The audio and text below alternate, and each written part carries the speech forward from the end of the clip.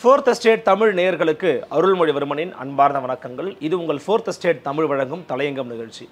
இன்றைக்கு நம்முடைய தலையங்கம் நிகழ்ச்சியில் தமிழக வெற்றி கழகத்தினுடைய செயற்குழு கூட்டம் இன்று கூடியிருக்கிறது. அதில் பல முக்கியமான தகவல்களை கொடுத்திருக்கிறார் திரு விஜய் அவர்கள். தாவேகா தலைவர் விஜய் கூறிய கருத்துகள் எதை வெளிப்படுத்துகிறது, அவருடைய நிலைப்பாடு எப்படியாக இருக்கப் போகிறது ஆகியவற்றை குறித்து அலசுகிறது இன்றைய ஃபோர்த் எஸ்டேட் தமிழ் ஊடகத்தின் தலையங்கம் நிகழ்ச்சி. நிம்மதி ப்ராப்பர்ட்டி மேனேஜ்மெண்ட். கான்டாக்ட் 7667008999. அன்னை பர்னிச்சர்ஸ், அன்னை திருமண சீர்வரிசை பொருட்கள், டிவி, ஃபிரிட்ஜ், வாஷிங் மெஷின் உள்ளிட்ட 200க்கும் மேற்பட்ட பொருட்கள் அடங்கிய திருமண சீர்வரிசை ரூபாய் 99,000 மட்டுமே. தமிழகம் முழுவதும் இலவச டோர் டெலிவரி. தொடர்புக்கு 7550144440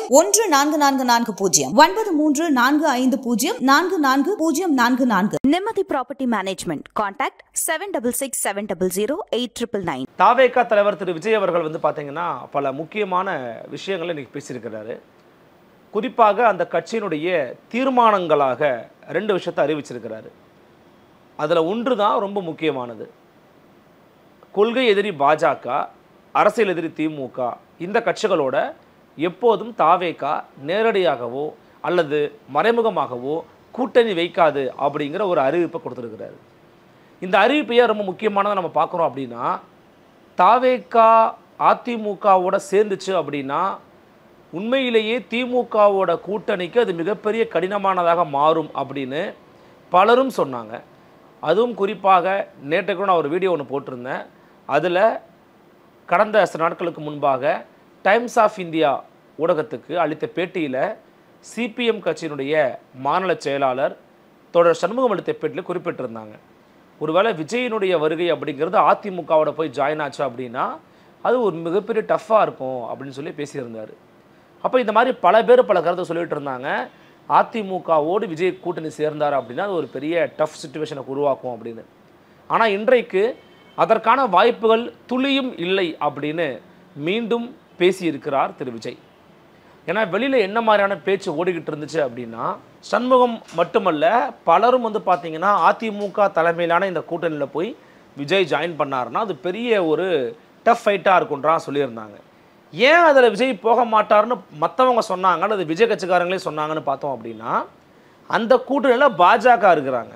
ஸோ பாஜக இருக்கிற இடத்துல தாவேகா இருக்காது. எப்படி விசிகா சொல்லுவாங்க, பாஜக இருக்கும் இடத்தில் பாமக இருக்கும் இடத்தில் விசிகா இருக்காதுன்னு சொல்லுவாங்க பார்த்தீங்களா, அந்த மாதிரி தான் அவரும் சொன்னார். பாஜக கூட வைக்க மாட்டோம், திமுக கூட வைக்க மாட்டோம் அப்படின்னு தான் இப்பயும் சொல்லியிருக்கிறார். இப்போதும் அவர் பாஜக மற்றும் திமுக இந்த 2 பேரும் எங்களுடைய எதிரிகள் அப்படின்னு தான் ஒரு அனௌன்ஸ்மெண்ட் பண்ணியிருக்கிறாரே தவிர அதிமுக அவர் அட்டாக்கிங் மோடில் அவர் பேசலை, திட்டி பேசலை. அப்படி பேசணுங்கிற நோக்கம் இல்லை, நம்ம ஒரு ஒரு ஒரு ஒரு ஒரு கருத்தாக சொல்கிறோம் அதை. அப்போது இங்கே அவர் நிலைப்பாடு என்னவாக இருக்குன்னா, இன்றைக்கி இருக்கிற சுச்சுவேஷனில் அதிமுக பாஜக கூட்டணியுடைய வாய்ப்பே இல்லைங்க. இன்றைக்கி இருக்கிற சுச்சுவேஷனில் 2 பேருமே நெருக்கமாயிட்டாங்க. இந்த கூட்டணி உறுதியாக போகிறது. இந்த கூட்டணி தான் தேர்தலை சந்திக்க போகிறது. நமக்கு தெரிஞ்சு இதில் மாற்றம் வர 99% வாய்ப்பே கிடையாது. இந்த பக்கம் திமுக அலையன்ஸு உடைய வாய்ப்பே கிடையாது. சில சச்சரவுகள் இருக்கலாம், சண்டைகள் இருக்கலாம், சில மனக்கசப்புகள் இருக்கலாம், அது உரசல் இருக்கலாம், அது விரிசல் நோக்கி நகராது. அப்போ திமுக தலைமையிலான ஒரு கூட்டணி, அதிமுக தலைமையிலான ஒரு கூட்டணி, நாம் தமிழர்கள் சந்தித்து போட்டிடுறாங்க, தாவேகா போட்டியிட போகிறாங்க. இதான் நமக்கு தெரிஞ்சிருக்கிற செய்தி. ஆனால் அவர் என்ன சொல்கிறார் அப்படின்னா, தாவேகாவினுடைய முதலமைச்சர் வேட்பாளராக ஒருமனதாக திரு விஜய் அவர்கள் அறிவிக்கப்பட்டிருக்கிறார். அவர்களுடைய தலைமையை ஏற்றுக்கொண்டு யாரேனும் வந்தார்கள் அப்படின்னா அந்த கூட்டணியை பற்றி அவர் யோசிப்பாருங்கிறாங்க. ஸோ இப்போ என்னென்னா, பாஜகவின் தலைவர் திரு நயினார் நாகேந்திரன் தொடர்ச்சியாக பல இடங்களில் பேசும்போது நல்லதே நடக்கும், நல்ல செய்தி வரும், இப்படிலாம் பேசிக்கிட்டு இருந்தார் இல்லையா. அதனால விஜய் சேர்ந்துருவார் அப்படிங்கிற மாதிரி சொல்லிட்டு இருந்தார். ஸோ விஜயனுடைய இந்த அறிவிப்பு அப்படிங்கிறது அதிமுக பாஜக கூட்டணிக்கு விஜய் போவது இல்லை அப்படிங்கிறத இப்போ உறுதிப்படுத்துறதா அமைந்திருக்கிறது. இந்த விஜய் நிச்சயமாக அந்த கூட்டணிக்கு போகிறது இல்லை.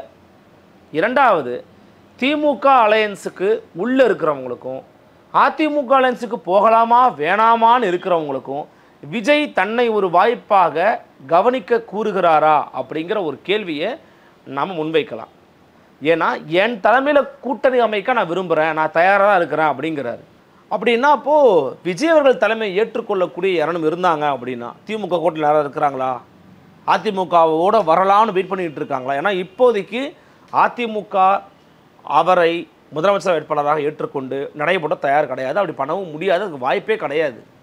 ஏன்னா அதிமுக ஒரு அப்போசிஷன் பார்ட்டி, ஒரு எதிர்க்கட்சி, ஒரு பாரம்பரியமான ஒரு கட்சியாக திகழ்கிறது. அது வந்து விஜய் அவர்களை முதலமைச்சர் வேட்பாளராக அறிவிச்செல்லாம் வந்து எலெக்ஷனை ஃபேஸ் பண்ணவே மாட்டாங்க. அப்போ எனக்கு தெரிஞ்சு விஜய் அவர்கள் தனித்து போட்டியிட தான் வாய்ப்புகள் ரொம்ப அதிகமாக இருக்கிறது. மற்றவர்கள் யாரும் வந்தால்தான் அதற்கான கூட்டணி அப்படிங்கிறத நம்ம சொல்ல முடியும். அதற்கான வாய்ப்புகள் ரொம்ப ரொம்ப ரொம்ப ரொம்ப குறைவு, கண்ணுக்கெட்டிய தூரம் வரைக்கும். அப்போது இந்த முறையும் தமிழ்நாட்டில் 2026 4 முனை போட்டி தான் அப்படிங்கிறது கிட்டத்தட்ட உறுதியாகுது.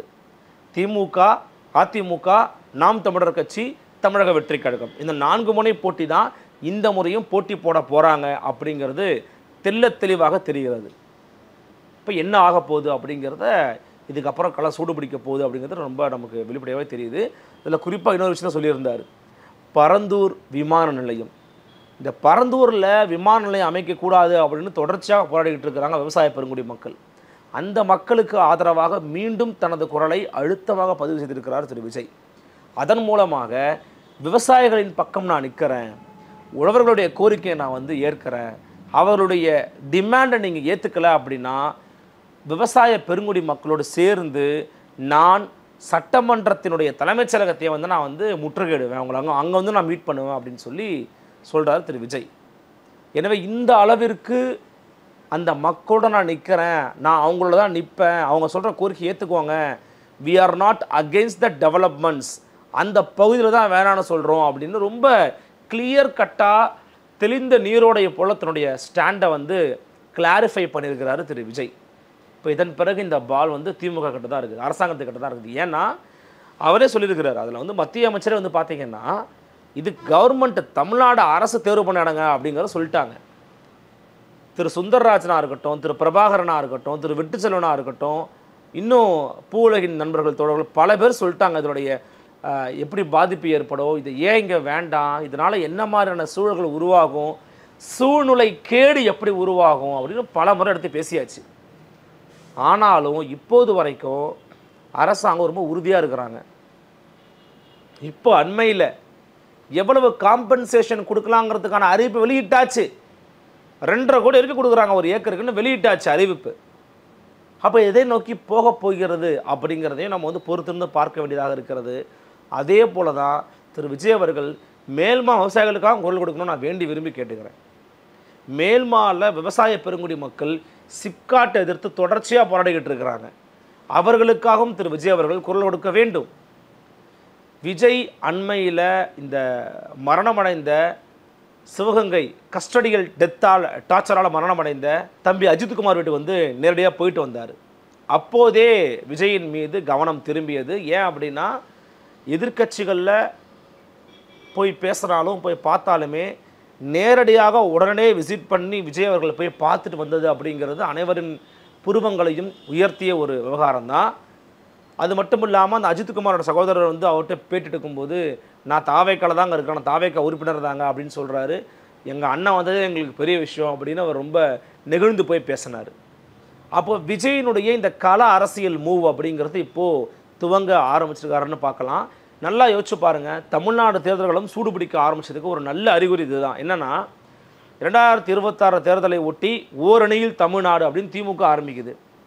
மக்களை காப்போம், தமிழகத்தை மீட்போம் அப்படிங்கிற தலைப்பில் எடப்பாடி பழனிசாமி ஐயா அவர்கள் பரப்புரையை மேற்கொள்ள ஆரம்பிச்சிட்டாங்க.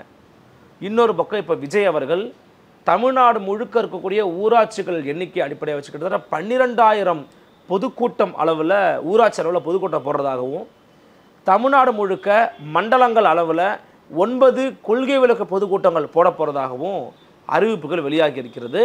இதன் மூலமாக தாவேகா டீப் ரூட் பாலிடிக்ஸுக்கு இறங்க போகிறாங்க அப்படிங்கிறத நம்ம வந்து புரிஞ்சுக்கலாம். அப்போ இவ்வளவு நாள் அமைதியாக இருந்ததுக்கு காரணம் இது போன்ற ப்ரிப்பரேஷனுக்காக தான் அப்படின்னு இப்போ அவங்களால வந்து சொல்ல முடியும். அப்போ இந்த ப்ரிப்பரேஷனை எப்படி எக்ஸிக்யூட் பண்ண போகிறாங்க அப்படிங்கிறத இப்போ அவங்க முன்னாடி இருக்கிற ஒரு பெரிய சேலஞ்சே. காரணம் என்னென்னா, ப்ரிப்பரேஷன் பிளானிங்ஸ் நல்லா இருந்தாலுமே எக்ஸிக்யூஷனில் பல பிரச்சனை வரும். உங்களுக்கு உங்கள் தடை போடுவாங்க, அங்கே ஆர்ப்பாட்டம் பண்ணாதீங்கன்னு சொல்லுவாங்க, லோக்கலில் மக்கள் வருவாங்களா இல்லைன்னு தெரியாது. அப்போ இந்த மாதிரி பல தடைகளை எப்படி அவங்க வந்து ஃபேஸ் பண்ண போகிறாங்க அந்த சவால்களை எப்படி உடைக்க போகிறாங்க அப்படிங்கிறத தான் அடங்கியிருக்கிறது அவர்களுடைய அடுத்த கட்ட பயணம் மற்றும் பாதை அப்படிங்கிறது. ஆகவே விஜயோடைய இந்த அறிவிப்புகள் அப்படிங்கிறது தமிழ்நாட்டில் கிட்டத்தட்ட கொஞ்சம் கலங்கி போயிருந்த இந்த கூட்டணி கணக்குகளை தெளிவுபடுத்திருக்குன்னு சொல்லலாம். திமுக, அதிமுக, நாம் தமிழர் கட்சி, தாவேகா அப்படிங்கிற மாதிரி தெளிவுபடுத்தியிருக்கிறது. மற்ற கட்சிகள் எங்கெங்கே போக போகிறாங்க அப்படிங்கிறத பொறுத்து இருந்து தான் பார்க்கணும். ஆனால் விஜய் அவருடைய இந்த முடிவு அப்படிங்கிறது தனித்து போட்டி தான் அப்படிங்கிறத மட்டும் சொல்லாமல் இருக்கிறார். ஏன்னா அவர் இன்னும் மேபி கொஞ்சம் வெயிட் பண்ணுறாரோன்னு தோணுது. ஒருவேளை திமுக கூட்டணியில் பிளவுகள் உருவாகலாம். ஏன்னா இப்போ கூட அண்மையில் பாருங்கள், மாலை முரசு ஊடகத்தில் மரியாதைக்குரிய விசிகாவின் துணை பொதுச் செயலாளர் அண்ணன் வன்னியரசு அவர்கள் பேசுகிறாங்க. அப்படி பேசும்போது காங்கிரஸ் கட்சியினுடைய மாநில தலைவர் செல்வ பெருந்தகையை சாடித்தான் பேசுகிறாங்க. கொஞ்சம் கிரிட்டிசைஸ் பண்ணுறாரு. அவர் பல கட்சி மாறி வந்தவர், அவருக்கு எதுக்கு இந்த வேலை, போய் ராமதாஸ் போய் ஏன் பார்க்குறாரு அப்படின்னு அவர் கேட்குறாரு. அதே மாதிரி என் கட்சி என்ன முடிவெடுக்கும்னு எப்படி அவர் பேச முடியும்? அவர் விசிகாவின் தலைவரா? ஏற்கனவே பாமகவும் விசிகாவும் ஒரே இடத்துல இருந்தவர்கள் தானே அப்படின்னு ஏன் அதை அவர் சொல்லணும்? அவருக்கு என்ன வேண்டியது அப்படின்னு சொல்லி ரொம்ப காட்டமாக கேட்குறாங்க. அதே போல் திமுக அலையன்ஸில் திமுகவுக்கு அடுத்தபடியான பெரிய கட்சி நாங்கள் தாங்க, விசிகா தாங்க, எங்களுக்கு தாங்க அதிகமான சீட்டு கொடுக்கணும் அப்படின்னு சொல்லியும் அடித்து பேசுகிறாரு. அப்போது வன்னியரசர்களே இப்படி பேசுகிறாரு அப்படின்னா நிச்சயமாக டாக்டர் திருமாவளவன் இன்னுமே வீரியத்தோட கருத்துக்களை வைத்திருக்கக்கூடிய ஒரு ஆள் தான். அப்போ அவர் எப்படி எக்ஸ்பிரஸ் பண்ணுவார் அப்படிங்கிறத நம்ம பொறுத்திருந்து தான் பார்க்கணும். அப்போ இதில் விசிகா, காங்கிரஸ், பாமக அப்படின்னு திமுக ட்ரை பண்ணிக்கிட்டு இருக்கிறதெல்லாம் நாளைக்கு ஏதேனும் உரசலையோ விரிசலையோ உருவாக்கினால் விடுதலை சிறுத்தைகள் கட்சி கூட நம்மோடு வருவதற்கு வாய்ப்பு இருக்கிறது என்று தாவேகா இன்னும் நம்புகிறதோ அப்படிங்கிற ஒரு எண்ணம் நமக்குள் தோன்றுகிறது. அப்போ தாவேகா வரலாம், மற்ற ரெண்டும் வரலாம் அப்படிங்கிற ஒரு யோசனையோ ஒரு எண்ணமோ தாவேகாவுக்கு இருக்கலாம். அதே போல் விசிகா வெளியே வந்தாங்கன்னா அதை கம்யூனிஸ்ட் கட்சி எப்படி பார்ப்பாங்கன்னு தெரியாது. ஏன்னா இவர் இவரோட ரொம்ப நெருக்கமாக இருக்கிறார், சிபிஎம்மோட நெருக்கமாக இருக்கிறார். இப்போ நாளைக்கு இவர் போனால் அப்போ நாங்களும் போகிறோம், அவங்களும் போயிட்டாங்கன்னா என்ன பண்ணுவாங்க? அப்போ இப்படி பல்வேறு விதமான வாய்ப்புகள் உருவாகலாம் அப்படிங்கிறதுக்காக தான் தனித்து போட்டி அப்படிங்கிறத அறிவிக்காமல் திமுகவோட கூட்டு எப்போதுமே இல்லை, பாஜகவோட எப்போதும் கூட்டு இல்லை அப்படிங்கிறத மட்டும் தெரிவிச்சிருக்கிறாரு. மற்றபடி இந்த 2 இடங்களிலும் ஏதேனும் மாறினால் தாவேகா அவர்களுக்கு இன்னும் ஒரு வாய்ப்பாகத்தான் அமையும். ஆனால் நம்மை பொறுத்த வரைக்கும் இந்த 2 கூட்டணிலையும் மாறுவதற்கோ சேர்ந்து செயற்படுவதற்கோ பெருத்த வாய்ப்புகள் இல்லைன்னு பார்க்குறோம். அதனால தான் 4 முனை போட்டி உருவாக வாய்ப்பு இருக்குன்னு நம்ம கருதுகிறோம். இந்த விவகாரங்கள் குறித்து உங்கள் எண்ணங்கள் என்ன அப்படிங்கிறத கமெண்ட் செக்ஷனில் பதிவு பண்ணுங்கள். மற்றொரு தலைப்பில் மற்றொரு தலையங்க சந்திக்கிறேன். நன்றி, வணக்கம்.